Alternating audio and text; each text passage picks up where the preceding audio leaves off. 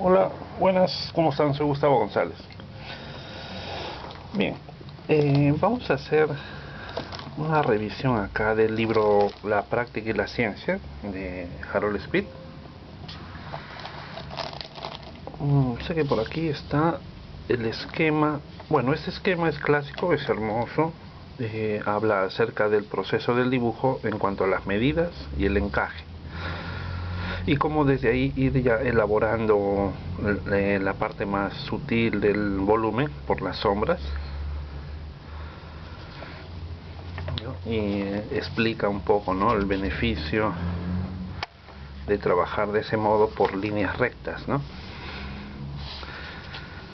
Incluso menciona, ¿no?, hay una tendencia entre ciertos individuos a censurar este encaje de las formas por medio de líneas rectas, que sin duda ha sido perjudicial a la libertad de interpretación de las obras de aquellos aficionados que no solo comienzan a dibujar valiéndose de este procedimiento mecánico, sino que continúan de la misma manera descomponiendo en rectas casi todas las curvas y sin desprenderse jamás de este andamiaje y lanzarse al goce de la libre expresión de la línea. Esto naturalmente está mal, y sin embargo es difícil estudiar cuidadosamente el carácter de una curva sin observar su relación respecto a las líneas rectas. La inclinación y longitud de estas últimas pueden ser determinadas con certeza, pero las curvas carecen de esta definición y es muy aventurado lanzarse a copiarlas sin ayuda alguna. Bien, como les digo, cada página es como un tesoro, ¿no? Podría abrir cualquier página y estoy seguro que, por ejemplo acá, ¿no?, que les gustaría mucho, sería muy nutritivo para nosotros, ¿no?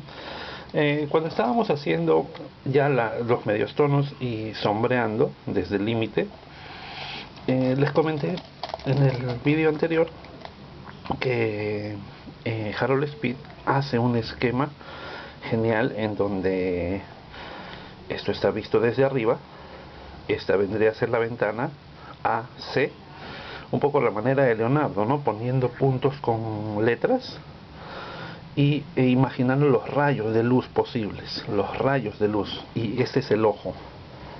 Aquí estaría el ojo del observador, del dibujante, ¿no? Y como los rayos de luz pegan por dentro del círculo, ¿no?, desde el límite visible, ofreciendo entonces entre el 1 y el 2 el punto máximo de luz, y luego rebota la luz y va hacia el espectador, ¿no?, hacia el ojo. Y desde donde sería el punto límite para que se pueda observar la luz, y luego ya se llama sombra. Bueno, la explicación digamos, algo densa, bastante densa tal vez, ¿no? Así con este tipo de texto, ¿no? Observen. En el esquema de la página 98, supongamos que A representa la base de un cono, B, C, el vano de una ventana, D, el ojo del espectador, y F y G, la pared de una habitación. La luz viene en línea recta de la ventana, hiere la superficie del cono y se refleja hacia el ojo, haciendo un ángulo de incidencia igual al de reflexión, siendo el primero el formado por la luz al herir el objeto y el segundo por la misma luz al abandonar la superficie. Se observará que las líneas B1D, C2D son límites de los rayos directos de la luz que vienen al ojo del cono, y que por lo tanto las luces vivas han de verse entre los puntos 1 y 2.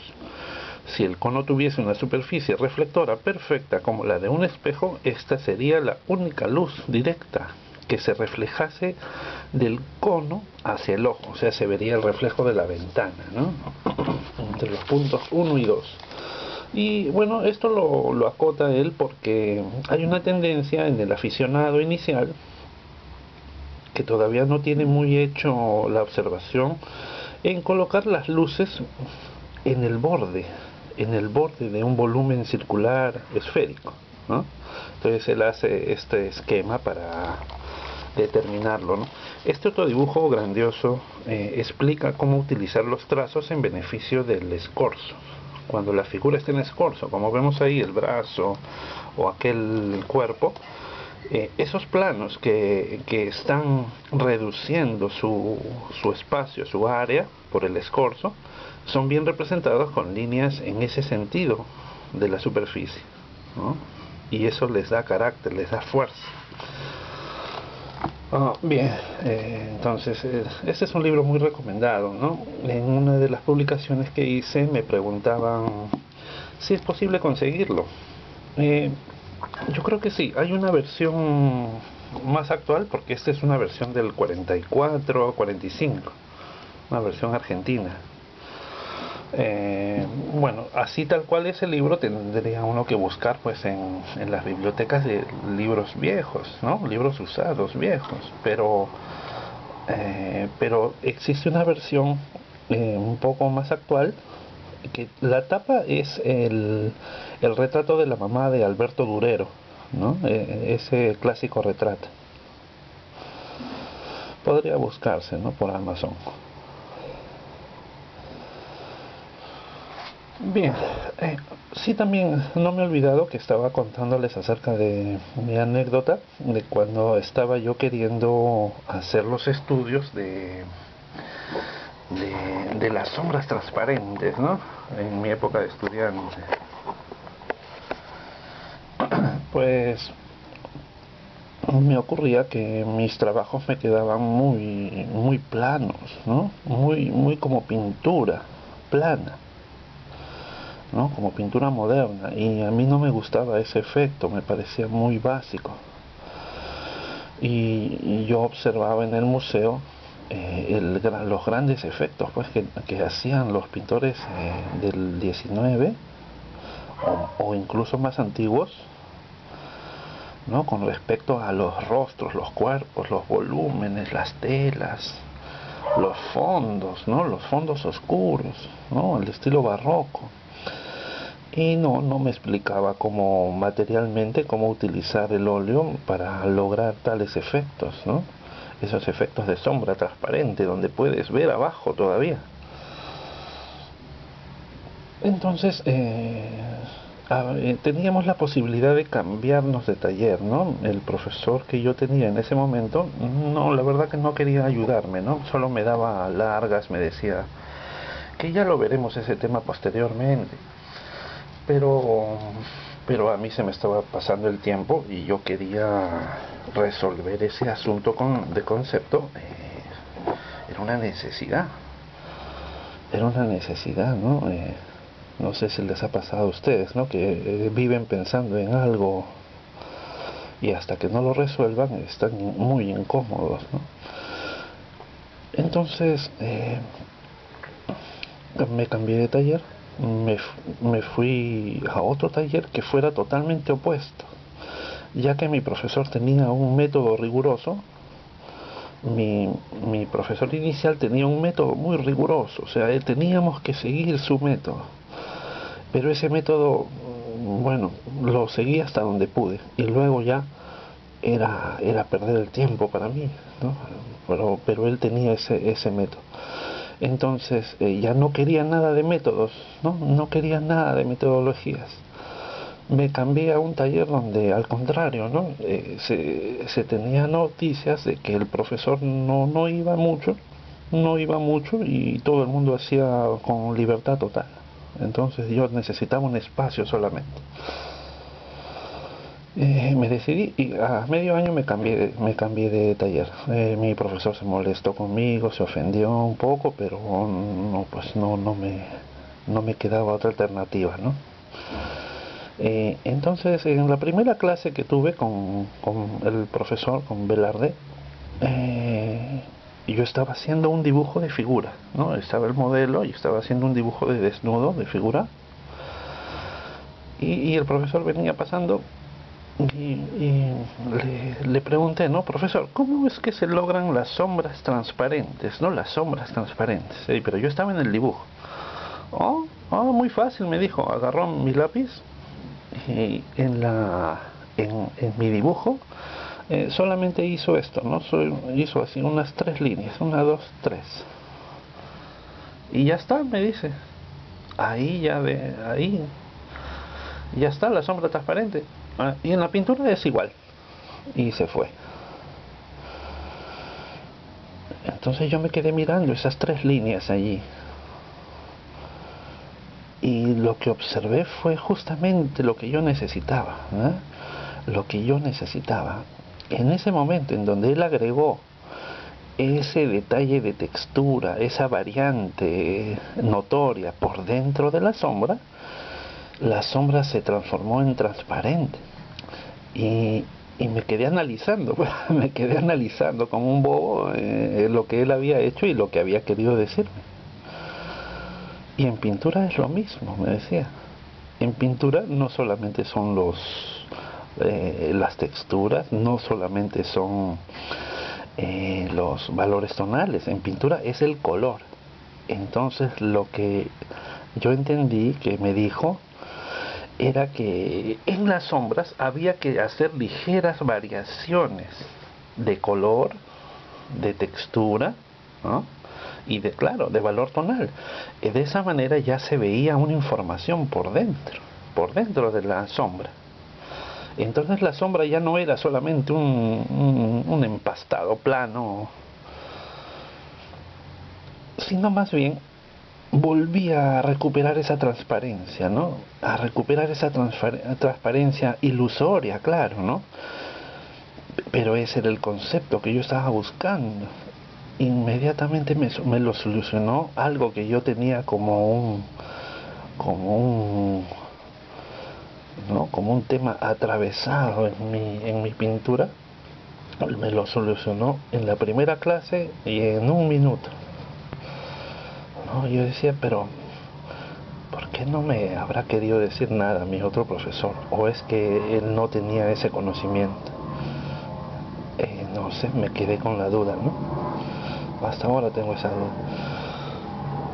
Bueno, entonces,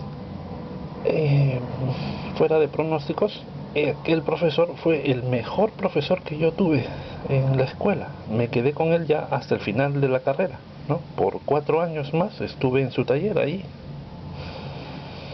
donde se suponía que yo iba a estar solo experimentando. Pues no, al contrario, me sirvió muchísimo, ¿no? El profesor, un profesor que había estudiado en Rusia, ¿no? Velarde había estudiado pintura mural, o se especializó en pintura mural en Rusia. Y los conceptos de dibujo él los tenía muy claros. Acá el medio tono, miren cómo cambia, ¿no?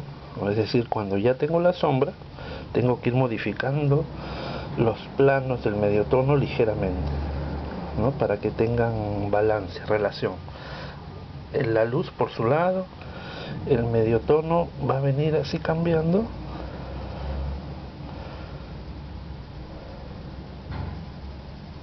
Así, de esta manera, ¿no? Y ya se observa ese plano tan variado en esta franja, ¿no? Pero tienen que ser tonos bien sutiles. Cuando hago el frotado, debo tener cuidado de que por dentro de ese efecto de frotado no quede flojo, ¿no? Eso es también todo un tema, ¿no? Cómo hacer que los dibujos o las pinturas no queden con los volúmenes flojos.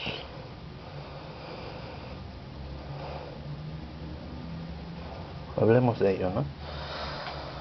Entonces el profesor me ayudó bastante, ¿no? Ya durante toda la carrera, cada vez que yo tenía una duda así fuerte de concepto, él esperaba que yo le hiciera las preguntas, ¿no? Ahí se sentaba y esperaba, ¿no?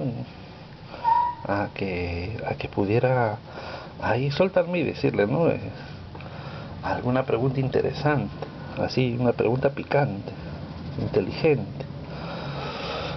Recuerdo otra vez le dije, profesor, ¿qué pasa con el color en el escorzo? en el escorzo. El escorzo es un plano de una superficie que se retira y se acorta, ¿no?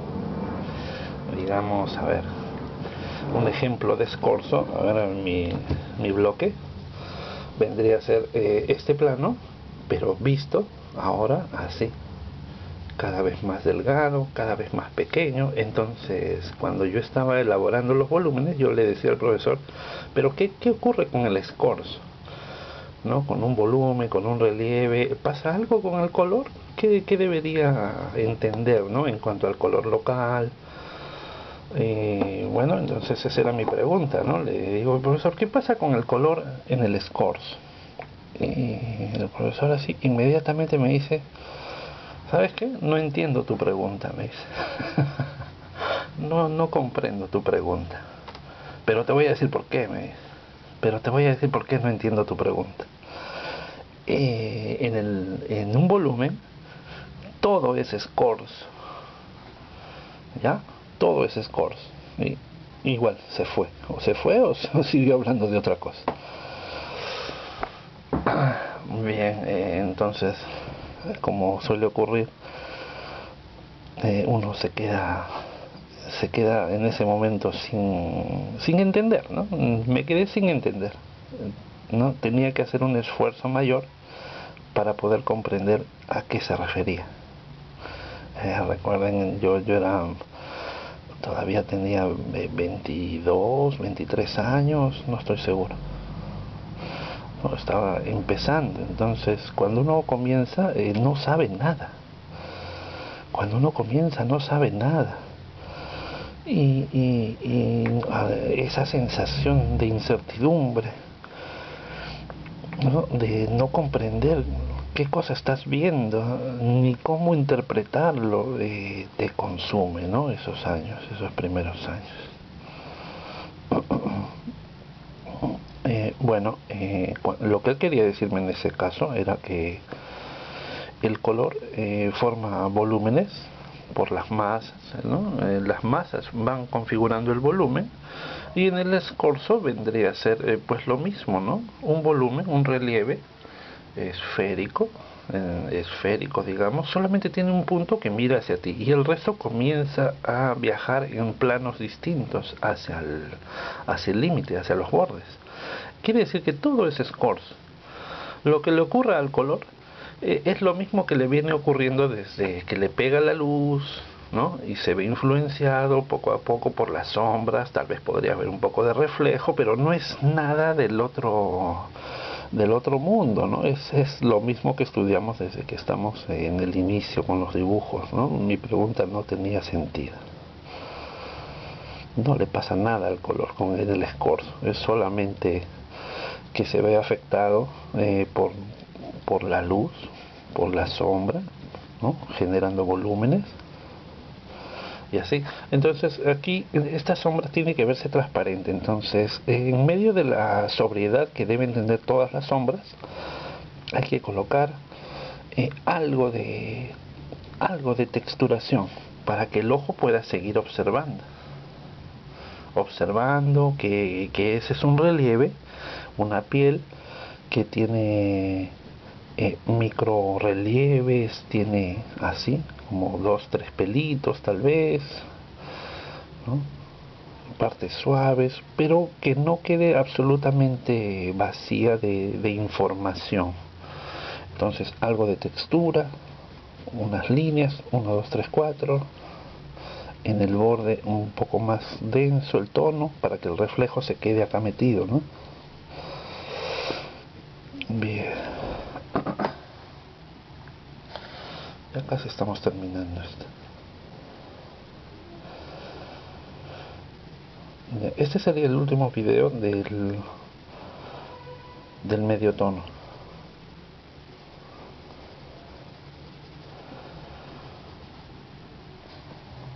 ¿No? Tengo que ver si el carácter finalmente se sigue dando, ¿no? Creo que por acá debería ser un poco más diagonal la sombra, ligeramente. Este es el músculo buccinador. Es una lámina de anatomía. ¿no? Para el curso de anatomía, pero esta parte tiene que quedar muy consistente, muy real, ¿no? La mirada estoy haciéndola de una manera muy fuerte para que sea un punto de atracción, ¿no? Si hacemos un punto de atracción, ya podemos hacer, digamos, el esquema de ilustración anatómica más atractivo, ¿no? Porque si hiciéramos solo un muñeco sin algún grado de apariencia de vida, no llamaría la atención a nadie, ¿no? Y no se podría dar la didáctica. Bien, aquí lo dejo entonces. Ha sido un gusto. Ya seguimos con otros temas, ¿no? Queda pendiente entonces la lectura del Tratado de la Pintura y seguimos practicando. Si tienes interés por cursos de retrato o de dibujo básico, revisa los enlaces abajo. Un agradecimiento entonces. Hasta luego.